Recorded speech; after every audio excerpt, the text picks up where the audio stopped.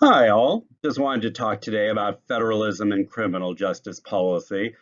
As the debate we've had and the discussion on legalization and drugs, the issue of the conflict between what the federal government says and what local government wants to do, the kind of criminal justice enforcement, comes up in a number of areas, not just on drug legalization. You'll see it when we discuss the issue of immigrants and local policing, and also the general area of police accountability and where state policy or local policy and federal civil rights laws interact. All of these come under the area of federalism and criminal justice policy. So I want to talk a little bit about the source of that, how it works in practice, and a number of the political and legal issues that come up. Let's talk first about the source of federalism in US and in US law. It was originally a compromise to generate state ratification of the Constitution. Part of it on the states' right side was fear of central authority, the British, the king, but there was always lack of clarity on the exact division of authority between states and the federal government. Many government officials implicitly act under a combination of federal, state, local authority. And it's worth remembering, the Constitution was also influenced by fear of local instability and local problems under the Articles of Confederation. So there was a push for a strong federal government as a counterbalance to local independence. When you look at the scope of intergovernmental relations in the US, there's an amazing amount of diversity, fragmentation, and implicitly conflict. You've got 85,000 American governments at all levels, one national government, 50 states, the rest local, counties, municipalities, school districts, special districts, running everything from public housing, transit, water systems. There are 18,000 different agencies that can be classified as police agencies. So then you have the structure of US federalism. The Constitution seemed to divide power based on function. Originally, interstate commerce, defense of the federal government, others left the states. But there was also the clause to provide for the general welfare, make all laws which shall be necessary and proper, clauses which open the door for a wider federal role. Over time, there almost was the idea of dual federalism, where many levels of government overlap and rely on each other for many functions. And a key part of this is federal funding for state programs. Federal government spends far more than state governments overall. The federal budget is quite large. State governments, while not small, are much less. However, more employees are at the state level than the federal government, mostly because a large chunk of state budgets are paid for with federal funds. And these comes in a whole variety of grants and aid. Categorical grants, aid for a specific purpose, such as building a certain highway, block grants, much broader funding for an area of endeavor, leaving details up to states or local governments, revenue sharing, just where some part of revenue is shared with no restrictions at all, not too common now, but has been there at points in history. Formula grants, which includes block grants, but set down rules for receiving funds, who gets them, for what purposes, project grants, often competitive, where local governments need to apply for the money. Each of these different grants produce a different kind of relationship between the feds and the local government. Now, the debate over the purpose of federalism has gone throughout US history. States' rights federalists will highlight choice. You're supposed to compete between the states, experiment. You want to weaken central government. All of these assume state power as a goal, not an end. What you might call nationalists see federalism as serving a well-functioning national democracy. Federalism is a means to an end, not a goal unto itself. And some scholars see strong federalism serving many national goals, that a strong federal state isn't necessarily the best thing for having a strong nation, even if you think power should ultimately be at the federal. For example, federalism improves national politics by changing the debate on areas of policy. State action can sort of set up an issue, tease up national debates, helps work through normative conflicts before you have to have a full-out federal debate. Political outliers, People who aren't necessarily initially in the mainstream get to force engagement on an issue, put an issue on a national agenda, dissent from the national view. And local policy is more manageable for working out conflicts to generate variable set of options for national action down the line.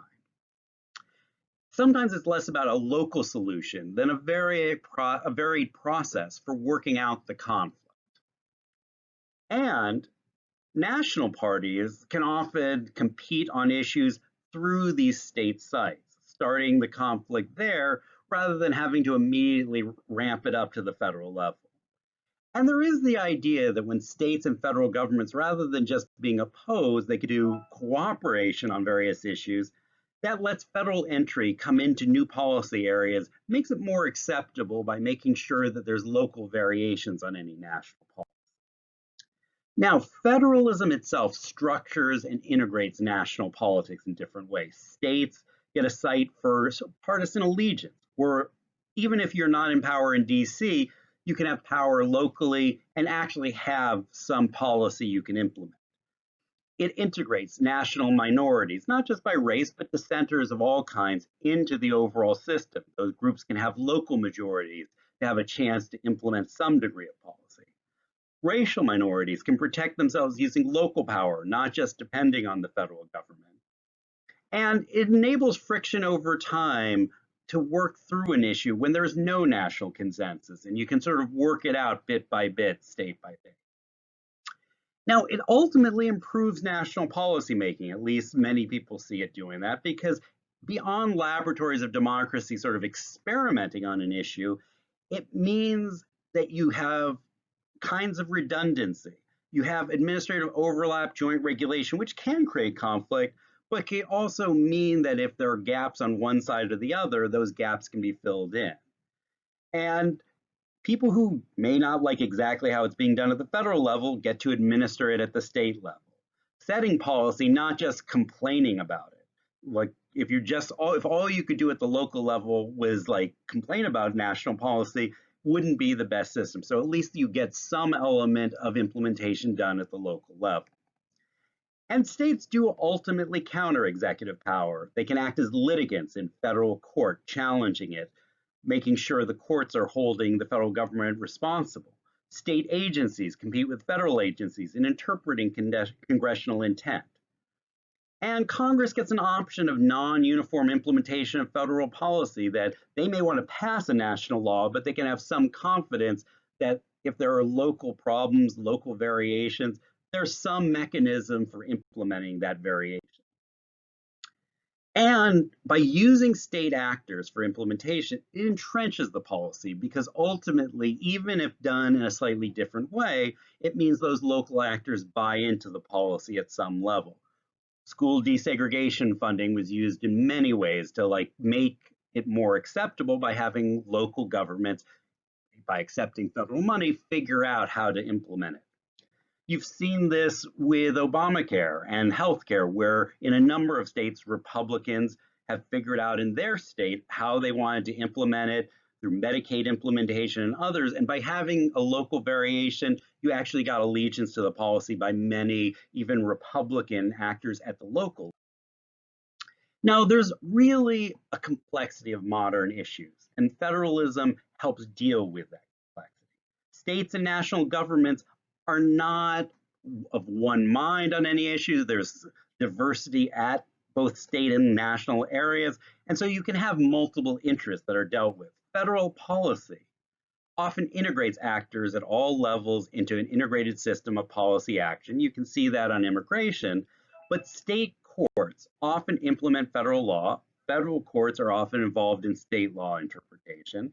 States ally with various federal actors to oppose other federal actors and agencies. And local governments and other sub-state players often become part of political maneuvering. Sometimes local governments ally with the federal government against their states if they differ. You can have that kind of different maneuvering to make sure the complexity of interests aren't washed out just because one group gets a temporary majority at the national level, the state level. There are different majorities all negotiating all up and down the sort of line of federalism. And states sometimes ally with each other. what's often called horizontal federalism, to say, are there policies they can collaborate on, 3 states in some region, different states who are farm states saying, hey, can we do some policy in this way? So that's also important. There are different options for configuring policy. Now, then you have the courts, and the Supreme Court specifically has shaped law on criminal justice and federalism. Now, the earliest court in the early 19th century, its major criminal justice issue in the issue of federalism was helping slave owners retrieve runaway slaves in free states. And they often struck down state laws trying to protect the rights of free blacks. There was very little states' rights when slavery was the issue, because slavery was the national policy, and states that tried to oppose it had their laws struck down. After the Civil War, the court turned around and struck down many federal laws, such as those set up to arrest Klan members attacking freed blacks. The sort of elimination of the ability of the federal government to go after the Klan lynchings really set the stage for Jim Crow. And the federal government couldn't stop the private Klan violence under that federal jurisdiction. It was only with the rise of sort of a new court under the Warren Court, the civil rights movement, that change in federal policy would come. The Warren Court in the 60s and 70s would uphold new civil rights laws to bring federal enforcement of Black civil rights and other civil rights. The 1960s also saw key rules imposed on states to protect federal constitutional rights of the accused, such as Miranda warnings and the right to counsel. But recent court decisions have restricted federal power in the criminal law sphere, although often in ambiguous ways.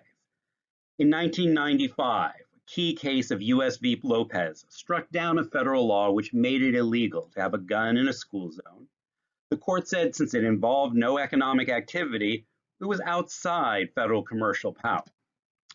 U.S. v. Morrison in 2000 struck down anti-rape provisions of Federal Violence Against Women Act. While Congress cited to the impact of rape on economic commerce, the court said they didn't believe it was really about commercial activity, that it was outside federal power. Prince v. U.S. in 1995 struck down a federal law requiring local police departments to conduct gun purchasing background checks. They said since the federal government could really not determine the actions of local government officials. However, in Gonzalez v. Raich in 2005, the court, with actually Antonin Scalia, a conservative, upheld federal power to arrest people for consuming medical marijuana that the patient had grown themselves. What the court said was because drug regulation overall is part of broad commercial regulation, even non-commercial drug cultivation came under that regulation. But despite these court decisions, the federal government does maintain the power of the purse. What that means is they can use the threat to cut off federal funds to encourage action by states, even if they might not be able to require it. There is a limit on that power. However, how much is in dispute. The court in the 2012 Obamacare case ruled that the federal government could not threaten full withdrawal of all Medicaid funds as a threat to force states to expand access to Medicaid. So how much money is being threatened is an issue on whether you have the power to use that as leverage to get states to do things. The irony right now is as current federal officials are looking to restrict local drug legalization laws or sanctuary cities for immigrants, they find themselves potentially running afoul of a conservative legal decision from a few years ago stemming from health law litigation they had supported. Thus, you have the sort of joy and complexities and irony of federalism in the US.